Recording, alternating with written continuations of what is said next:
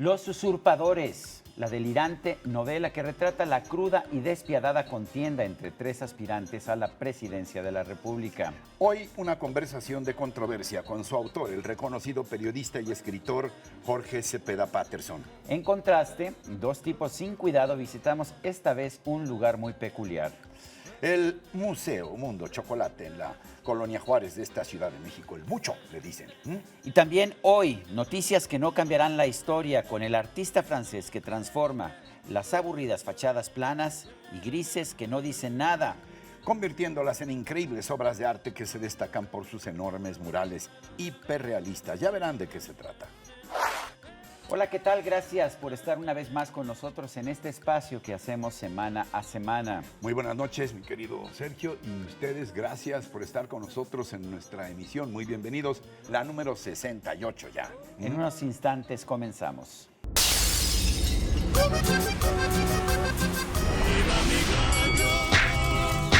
El ratón macizo.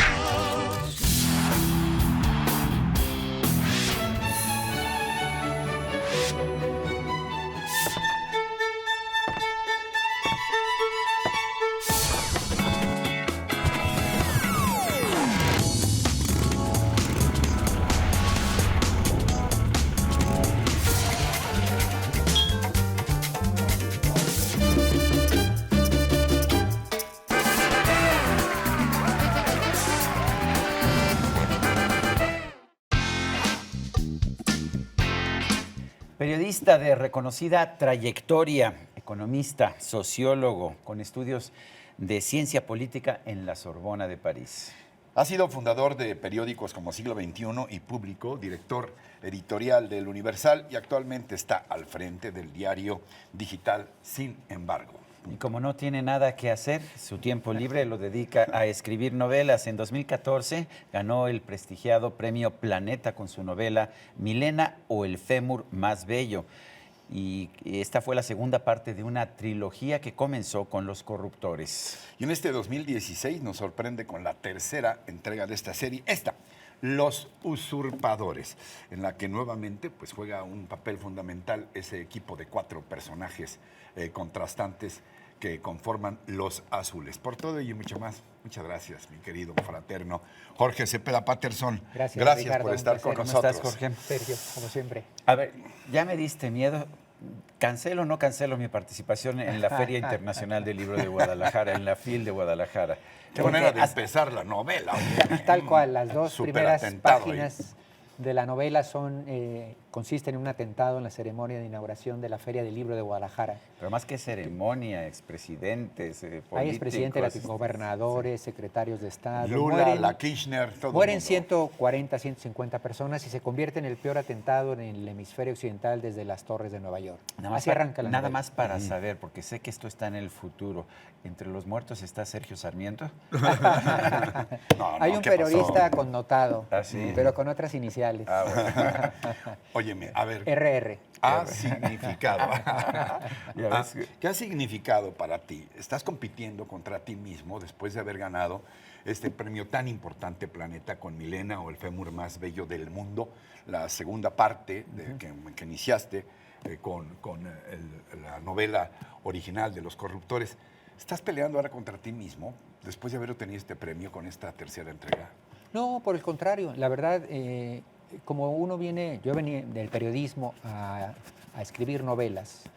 Empezó todo esto como una especie de tarea paralela que luego, primero el éxito de Corruptores, que está ya traducido a muchos idiomas, y luego el espaldarazo del premio por Milena, me confirmó que aquí había un oficio más allá de un hobby, quiero decir. Ya están traducidos al chino, al búlgaro, obviamente ¿Cómo te explicas al inglés, que estas historias francés, mexicanas italiano. hayan sido no solamente Peguen entendidas, tanto, sino sí. aceptadas, tan aceptadas? Porque yo creo allá? que son leídas en el mundo, en Roma o en Estocolmo o en Estambul, como historias sobre la trama del poder. El House of Cards hay prácticamente en cualquier país del mundo. No son leídas como historias mexicanas de política y suspenso, sino como tramas de lo que sucede en el ejercicio del poder tras bambalinas con los poderosos. Porque esa es la esencia de mis thrillers de suspensos en estas 3 series, ¿no? Ahora tienes un personaje tenista. ¿Te gusta el tenis o por qué metes a un personaje tenista? A mí me gusta mucho el tenis y en efecto ha sido mi deporte que practico, pero por lo demás porque me permitía un recurso muy fresco al hacer una especie de Rafa Nadal mexicano, un ídolo mexicano del tenis, a quien el presidente... Como llegó a ser, por haznos ejemplo, la buena. bueno, ya tuvimos uno, pero hace mucho. Y Sí, pero este hemos es tenido multiplicado al por Pelón 10, Osuna, digamos. o a Raúl Ramírez, en fin. Pero hasta Y ahí. al convertirlo en el ídolo del presidente, y que el presidente casi le ruega que juegue con él algunos domingos en Los Pinos, acaba siendo un interlocutor con el que el presidente siente que puede tener confidencias.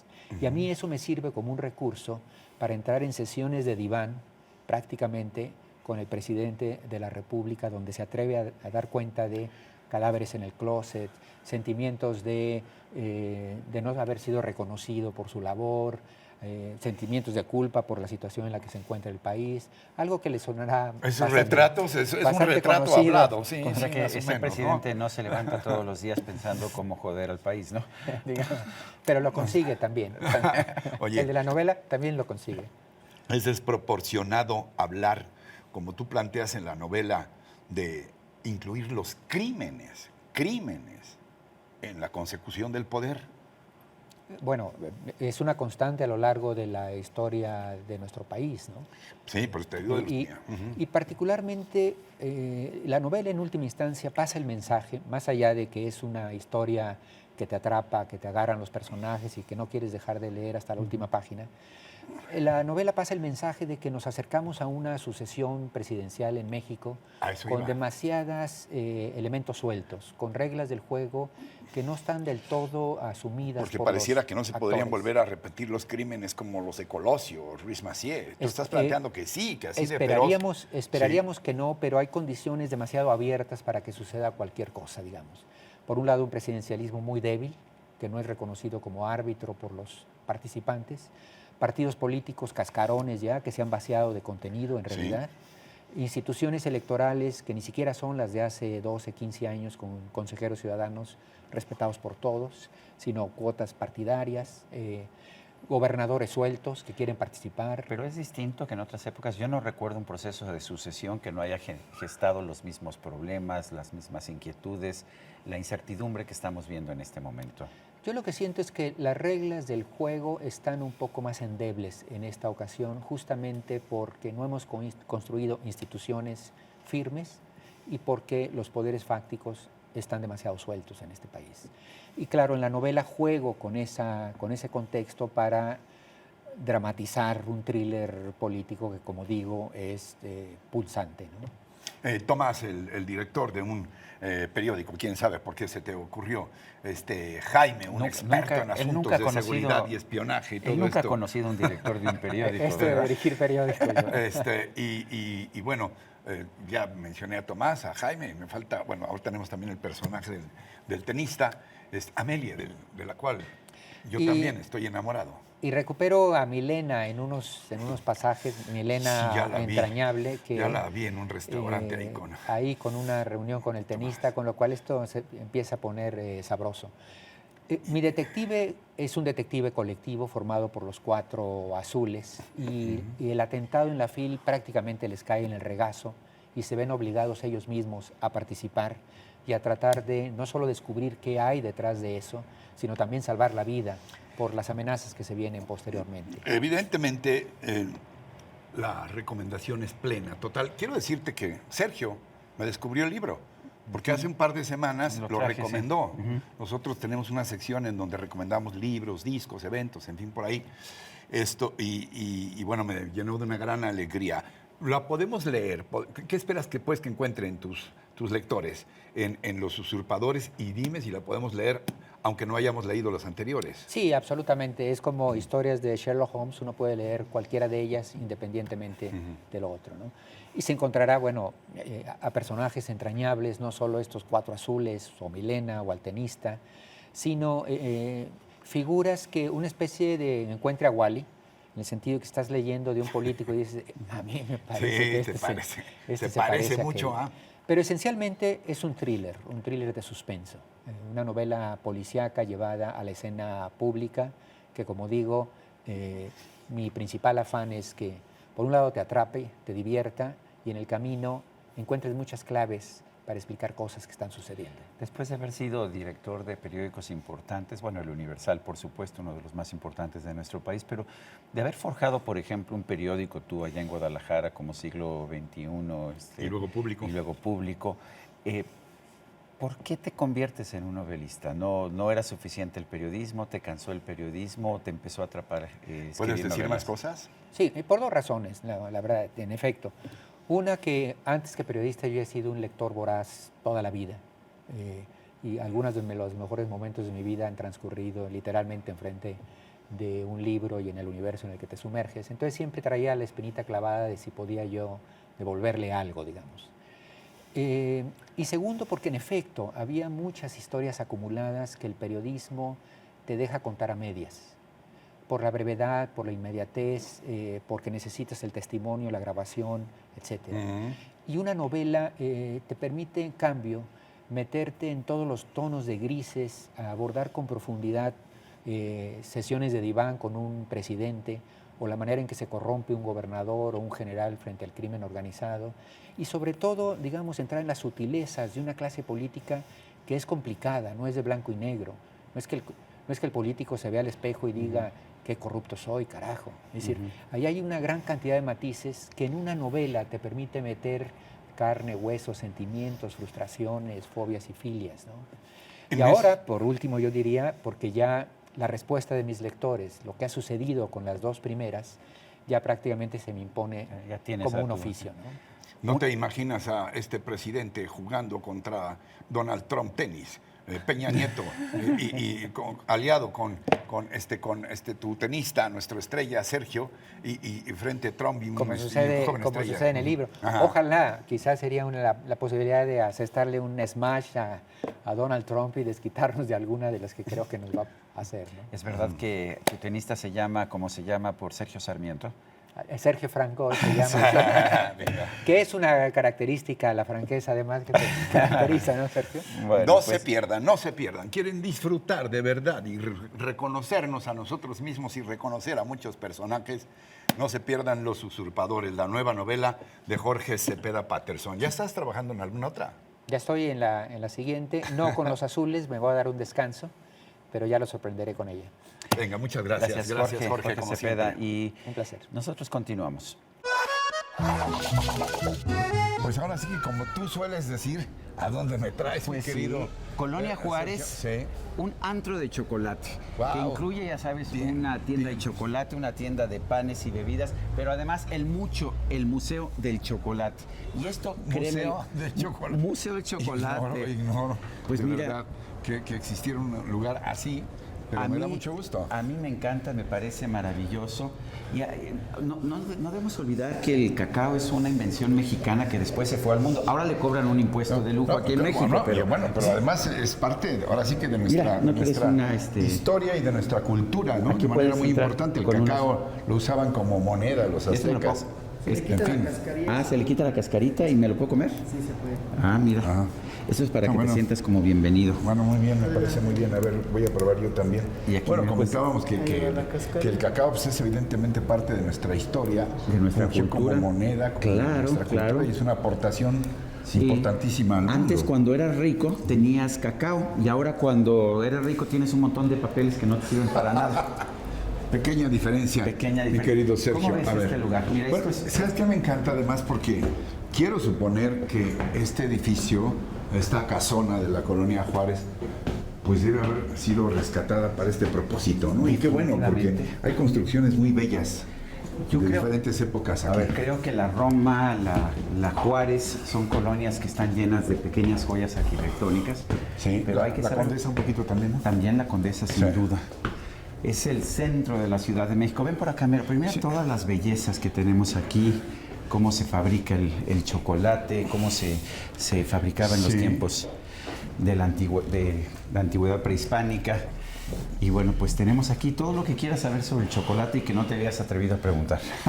Así como todo sobre el sexo. Así es. Bueno, además dicen que el chocolate es afrodisíaco, ¿no? Por Eso hay cierto. que preguntárselo a quien sepa, porque no estoy completamente seguro, pero podemos preguntar. Mira nada más qué belleza. Un museo muy completo, ¿eh? Un museo completo Porque en medio de... Aquí trae, por ejemplo, todo el aspecto ecológico, estoy viendo, También, ¿no? Un ecosistema, dice aquí el ecosistema del cacao, en fin. ¿A poco no es Todo lo que un tiene que hallazgo? Y esto, finalmente Es un perdido hallazgo, aquí en la sí. Colonia Juárez, el Museo del Chocolate. Muy bien, pues seguimos con este recorrido. Mira, ¿te Invitado. acuerdas de estos viejos, estas viejos Claro, aquí tabletas de está, chocolate? mira, Soldado de chocolate, que era un refresco de nuestra infancia, mi querido Sergio. Y bueno, las marcas más conocidas que son también parte de la cultura. Así es. Todos nos acordamos de los comerciales que tenían que ver con los chocolates, por ejemplo. Y mira, aquí está precisamente nuestra anfitriona, Ana Rita García Lascurán. ¿Cómo estás? Muy bien, tú bienvenido. Directora de este museo, Ana Rita, muchas gracias por recibirnos. Al contrario, Oye, felicidades, agradecidos. qué lugar más grato y además también qué síntesis de historia, Así todo lo es. que tiene que Es ver con el el chocolate es la historia de México. Cuéntanos en primer lugar de la casa. Claro. Pues la casa es un inmueble precioso que se hizo en 1909, Casa Porfiriana, y sospechamos por ciertos datos que fue de Gabriel Mancera, una de las casas que le perteneció a él, y él mandó a hacer un conjunto de varias casas en esta zona. Y bueno, como lo pueden ver, pues son unos espacios increíbles, la fachada con los detalles de cantera, y pasó por un trabajo de restauración Tú importante. como arquitecta participaste en este trabajo Sí, de desde luego, restauración. pues es un poco el origen, ¿no? De rescatar estos valores históricos de México y abrirlo al público, ¿no? Con un tema nuestro. ¿Y a quién se le ocurrió un museo sobre el chocolate? Pues a los que estábamos trabajando en la casa, pensamos que era increíble que siendo que México le dio al mundo el chocolate, no hubiera un lugar en donde tocar el tema, en donde enseñárselo a los niños y sobre todo en donde abrir propuestas nuevas, ¿no? Dices lo que México le dio al mundo Así es. con el chocolate. Sí. ¿Y qué le ha dado el chocolate a México? Pues inacabable. Para empezar, una identidad. Una digamos. identidad profundísima y importantísima. Y no nada más es mirar hacia atrás en 30 siglos, ¿no? Tenemos 30 siglos de comer diversas formas de cacao en México, sino proyectar hacia el futuro, ¿no? Como ven, tenemos pues obras de arte contemporáneo Sí, si ahora uno importantes. se pone a ver transnacionales gigantescas en el Que se dedican al mercado chocolate, del sí. chocolate. Así es. Y ahora vemos, de hecho, que en México se le impone un impuesto especial al chocolate que finalmente no ha dejado, no ha hecho que los mexicanos dejen de consumir chocolate. No, y al contrario es una barbaridad porque sitúa el chocolate con todos los demás productos de la comida chatarra, siendo que el chocolate pues es esta panacea y este alimento de los dioses, ¿no? ¿Es cierto que es afrodisíaco el chocolate? Definitivamente. Ya, esa pregunta era mía. Te la ganaron. A ver, pregunta. No, es que yo venía diciéndole a Sergio, oye, No, porque claro. además dicen que tiene esas propiedades. Por supuesto, hay esta, pues no es anécdota, porque es histórico, que Moctezuma tomaba más de 10 tazas de cacao al día, hay que pensar que era en agua, con flores, todo eso, y literalmente dice el cronista, para tener acceso a las mujeres. Además que tenía bueno, muchas tenía todo concubinas un y harén mujeres, de ¿no? concubinas, así es. ¿Qué viene a descubrir el público, los habitantes de esta ciudad apasionante, muy complicada a veces, Muy complicada. pero siempre sorpresiva, como esta gratísima sorpresa del Museo del Chocolate? ¿A qué viene la gente aquí? Pues vienen a conocer un poco de esa historia, pero también a llevarse una experiencia de los sentidos, ¿no? Esto del chocolate es algo muy íntimo, ya los oía yo hace rato que venían acordándose de lo que hay en la vitrina. Claro. Entonces, en este como ambiente doméstico y estos espacios tan nuestros, cada uno nos acordamos de algo bonito, de algo de nuestra infancia, de alguna relación romántica también, y a través de los sentidos de la vista. ¿De qué novia te acordaste? Sí, claro. Regalábamos chocolatitos en forma de corazoncito y eso, ¿no? Claro, bueno, pues eso también es una costumbre de muchos siglos, ¿no? Entonces, lo que hemos visto nosotros en estos 5 años que tiene el Museo de Abierto es que la gente se inspira, se estimula y encuentra pues un nuevo optimismo, una nueva alegría, nada más con este recorrido tan sencillo, ¿no? Yo vine hace algunos años, todavía no había ni tienda, porque ahora hay como una tienda y hay también un lugar para comprar bebidas y Así eso. es. Platícanos un poco de eso. Bueno, es que también nosotros hemos ido evolucionando con el proyecto y paralelo a nosotros, pues mucha gente que se ha ido sumando. De todos los temas, de investigación científica, de arte y desde luego de gastronomía. Entonces, todos juntos pues hemos ido aprendiendo y trayendo proyectos, productos, ¿no? Como solemos decir mi querido Sergio y yo, hagamos los anuncios que más nos gustan. ¿Qué días está abierto el museo? ¿De qué hora a qué hora? ¿Cuánto cuesta la entrada? La dirección y exacta. bien precisar la Claro. dirección, claro. Bueno, mucho. Museo del Chocolate. Estamos en la esquina de Milán y Roma. Mucho. Ese es el Museo nombre. Chocolate. Sí, claro. Bueno, y lo que implica, ¿no? Estamos El acrónimo, en la esquina. sí. Milán y Roma, en la colonia Juárez. Abrimos los 7 días de la semana, de 11 de la mañana a 5 de la tarde, y si son grupos de escuela, que recibimos muchísimos, a partir de las 9 de la mañana. Y tenemos además muchas actividades que se suscitan, como Noche de Museos todos los últimos miércoles de mes, y talleres de chocolatería. Queremos que el público se acerque, muelen el metate y aprenda a hacer chocolate cada quien, ¿no? Pues toda una experiencia Maravilloso, ¿no? Estupenda. Pues, muchas Ana Rita, gracias. gracias. Al contrario, por bienvenidos. gracias, Un honor arquitecta. tenerlos aquí. Ana Rita, gracias. Y nosotros continuamos, ¿no? Claro que sí. Adelante. Seguimos. Patrick Comessi es un artista plástico francés. Él odia las fachadas grises y sin sentido que, a su juicio, no transmiten nada. Bajo este principio, Patrick y su equipo se han propuesto una meta: transformar las fachadas de edificios descuidados o abandonados de Francia para convertirlas en increíbles murales. De esta forma han logrado que fachadas monocolores, como aquí vemos, se conviertan en escenas llenas de vida, vibrantes y plenas de color y de acciones. Los colores, las escenas, los personajes, todo está cuidadosamente escogido, teniendo en cuenta la forma del edificio y su entorno. Son alucinantes ejemplos de lo que los expertos en francés llaman el trompe-l'œil, o sea, el engaño al ojo, que es la ilusión óptica o trampa con la que se engaña a alguien haciéndole creer que está viendo algo distinto a la realidad. Comessi y su equipo se documentan sobre los pueblos a visitar para plasmar sus enormes murales hiperrealistas. Estudian sus monumentos, los edificios más destacados y se documentan de los personajes notables de cada ciudad. Esto para que sus habitantes se identifiquen con la obra. Hasta la fecha, estos genios de la pintura han revolucionado más de 300 grandes paredes por toda Francia y una que otra en Italia, transformándolas en auténticos museos al aire libre. Y tal vez una de sus obras más celebradas se encuentra en Cannes, donde tiene lugar el mundialmente famoso Festival de Cine. Bueno, pues en una de las principales fachadas de la ciudad, Marilyn Monroe, Tarzán, Batman, Leonardo DiCaprio y Ken Winslet son algunas de las celebridades que saludan a los paseantes. De esta forma, el color termina por adueñarse de las calles, las cuales respiran más vida que nunca. Y bueno, pues así, muy coloridos, llegamos al final. Gracias por acompañarnos. Hay que buscarnos un muro y a ver si ponen a Sarmiento y Rocha Como en debe de ese ser, orden, en ese orden. en alguno de los muros de la Ciudad de México. Los esperamos el próximo viernes en nuestro programa. No te lo quería decir, mi querido Ricardo, pero llega el programa número 69. Pues yo espero que esté muy interesante y divertidísimo. Gracias. Hasta entonces. Hasta siempre. Ven